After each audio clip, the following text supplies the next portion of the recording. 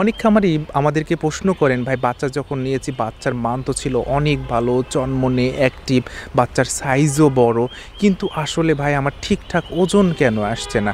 এটা কিন্তু একটা সাধারণ বা কমন প্রশ্ন হয়ে দাঁড়িয়েছে প্রত্যেকটা খামারে। আপনার বাচ্চার মান যদি ভালো হয়, আপনার বাচ্চাগুলো যদি অ্যাক্টিভ হয়, এ গ্রেডের হয়, কিন্তু তাও যদি আপনার ওজন না আসে, তাহলে কিন্তু খামারি হিসেবে আপনি কখনোই লাভবান হতে পারবেন না। আসলে কি কি কারণে ভালো মানের বাচ্চা হলেও ওজন আসে না, সেই সম্পর্কে আপনাদেরকে আলোচনা করব। এইসব বিষয়ে আপনারা যদি লক্ষ্য রাখতে পারেন, খেয়াল রাখতে পারেন, তাহলে কিন্তু ভালো মানের বাচ্চা নেওয়ার পর সঠিক সময়ে বাচ্চার গ্রোথ আসবে, রোগবালাই মুক্ত থাকবে এবং আপনি খামারি হিসেবে লাভবান হতে পারবেন। প্রথমেই আমি যেই কথাটা বলবো সেটা হচ্ছে ব্রুডিং।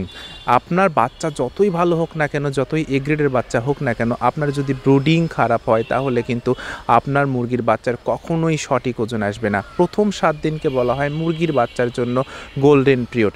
এই সময়ে আপনার তাপমাত্রাটা সঠিক উপায়ে বজায় রাখতে হবে, অর্থাৎ তাপমাত্রাটা 95 ডিগ্রি ফারেনহাইট কিন্তু আপনার বজায় রাখতে হবে। আপনি যে লিটারটা ব্যবহার করছেন সেই লিটারটা কিন্তু কাঠের গুঁড়া ব্যবহার করা যাবে না। এটা ধানের যে তুষ আছে, সেই ধানের যে তুষ, সেই তুষটা আপনার ব্যবহার করতে হবে।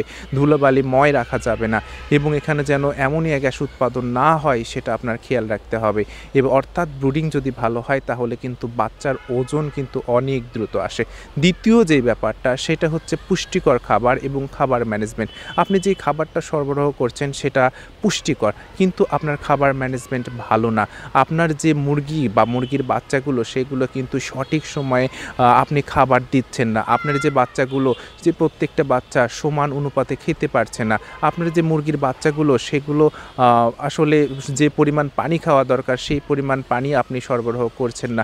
এসব কারণে কিন্তু মুরগির বাচ্চার যে ওজন, সেই ওজনটা কিন্তু অনেকটা নির্ভর করে আপনি যদি সঠিক উপায়ে খাবার প্রদান করেন, যে কয়বার আপনার খাবার দিতে হবে। অর্থাৎ আপনি যখন প্রথম বাচ্চা নিয়ে যাবেন, প্রথম 7 দিনে আপনার মিনিমাম 5 বার করে খাবার দিতে হবে এবং পর্যাপ্ত পরিমাণে পরিষ্কার পানি সরবরাহ করতে হবে। আপনার নিশ্চিত করতে হবে যেন প্রত্যেকটা মুরগি বা মুরগির বাচ্চা যেন সমান অনুপাতে খেতে পারে, তাহলে কিন্তু আপনার মুরগিগুলো দ্রুত বড় হবে। তৃতীয় যেই ব্যাপারটা সেটা হচ্ছে খামারের পরিবেশ। খামারের পরিবেশ যদি খারাপ হয় তাহলে কিন্তু মুরগির বাচ্চার গ্রোথের ক্ষেত্রে আসলে একটা প্রতিবন্ধকতা তৈরি হয়ে যায়। প্রথমে যে কাজটা আপনার করতে হবে, পরিবেশটা ভালো করতে হবে। আপনার খামারটা এমন হতে হবে যেখানে সহজেই কিন্তু আলো এবং যেন বাতাস প্রবেশ করতে পারে। আপনার খামারে যেন গ্যাস উৎপাদিত না হয়। আপনার খামারে যে লিটারটা আছে এটা যেন স্যাঁতসেঁতে অবস্থায় না থাকে। আপনার খামারের পরিবেশ যদি ভালো হয়, আলো বাতাস যদি ঠিকঠাক আসে, তাহলে কিন্তু বাচ্চার ওজন ভালো আসে এবং বাচ্চার কিন্তু রোগ প্রতিরোধ ক্ষমতা বৃদ্ধি পায় এবং বাচ্চা কিন্তু দ্রুত আসলে বড় হয়। তৃতীয় যে ব্যাপারটা, অনেক সময় দেখা যায়, আমরা দেখি যে মুরগির বাচ্চাগুলো আসলে সুস্থ সবল, দেখে মনে হয় না যে অসুস্থ।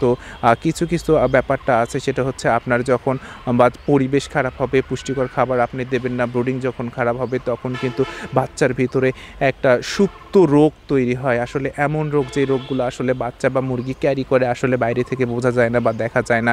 যেমন হচ্ছে কক্সিডাইসিস এবং আরও কিছু রোগ আছে যেগুলো আসলে বোঝা যায় না সহজে। গাম্বুরো এবং কক্সিডাইসিস তার হচ্ছে উদাহরণ। এই রোগগুলো যদি আপনার মুরগি বা বাচ্চার মধ্যে থাকে তাহলে খুব সহজে আপনি আসলে বুঝতে পারবেন না আপনার মুরগিগুলো আসলে রোগে আক্রান্ত, এবং পরবর্তীতে আপনি বুঝতে পারবেন, কিন্তু আস্তে আস্তে কিন্তু আপনার মুরগিগুলো শুকিয়ে যাবে, বড় হওয়ার পরিবর্তে কিন্তু ওজনগুলো কমে যাবে এবং একসময় যখন রোগে আক্রান্ত হয়েই যাবে এবং প্রকাশ পাবে তার লক্ষণগুলো, তখন কিন্তু মুরগিগুলো মারা যেতে থাকবে। এইসব বিষয়ে যদি আপনি লক্ষ্য রাখেন তাহলে কিন্তু আপনার যে মুরগিগুলো, আপনার মুরগির বাচ্চাগুলো, এগুলো কিন্তু আপনার খুব দ্রুত বৃদ্ধি পাবে। তাহলে আপনার করণীয় কি সেই সম্পর্কে আপনার কিন্তু একটু জানতে হবে। আপনার যে খামারের পরিবেশটা, সেই পরিবেশটা ভালো রাখতে হবে। আলো বাতাস যেন ঠিকঠাকভাবে প্রবেশ করতে পারে সেটা খেয়াল রাখতে হবে। বাচ্চা নিয়ে যাওয়ার পর যে ব্রুডিংটা, সেই ব্রুডিংটা কিন্তু আপনার বিজ্ঞানসম্মত উপায়ে করতে হবে। তাপমাত্রা 95 ডিগ্রি ফারেনহাইট বজায় রাখতে হবে। আপনি যে লিটারগুলো ব্যবহার করছেন সেই লিটারগুলো শুকনো হতে হবে এবং আপনি যে খাবারগুলো দিচ্ছেন সেগুলো খাবারগুলো কিন্তু পুষ্টিকর খাবার দিতে হবে এবং পর্যাপ্ত পরিমাণে দিতে হবে। আপনার নিশ্চিত করতে হবে যে প্রত্যেকটা মুরগি যেন সমান পরিমাণে খেতে পারে।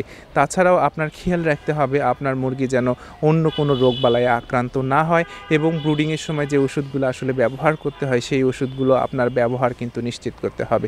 তাহলে কিন্তু আপনার মুরগির বাচ্চা যখন আপনি ভালো নেবেন, ভালো মানের বাচ্চা নেবেন, সেই ভালো মানের বাচ্চা কিন্তু আসলে সঠিক সময়ে সঠিক ওজন আসবে। অন্যথায় কিন্তু আপনার মুরগির বাচ্চাগুলো আসলে সঠিক সময়ে সঠিক ওজন আসবে না, আপনি যতই ভালো মানের বাচ্চা নেন না কেন। আমরা বগুড়া পোলট্রি অ্যান্ড হ্যাচারির পক্ষ থেকে সর্বদাই কিন্তু এ গ্রেড মানের বাচ্চা সরবরাহ করে থাকি এবং সাথে সাথে আমাদের যে খামারি ভাই আছে তাদেরকে আসলে সঠিক অ্যাডভাইস দেওয়ার চেষ্টা করি আমাদের আসলে অভিজ্ঞতা থেকে। আমরা চাই আমাদের প্রত্যেকটা খামারির হাত ধরে সাথে নিয়ে বড় হতে। প্রত্যেকটা খামারি যখন আর সফল হবে সেই সফলতাকে আমরা নিজেদের সফলতা মনে করি। আপনারা পরবর্তী ভিডিওতে অন্য কোনো বিষয় সম্পর্কে যদি জানতে চান, অন্য কোনো সমস্যা সম্পর্কে যদি জানতে চান, তাহলে কিন্তু কমেন্ট করে আমাদেরকে জানাতে পারেন। আর এ গ্রেড মানের বাচ্চা নিতে চাইলে অবশ্যই স্ক্রিনে দেওয়া নাম্বারে কিন্তু যোগাযোগ করতে পারেন। ধন্যবাদ সবাইকে।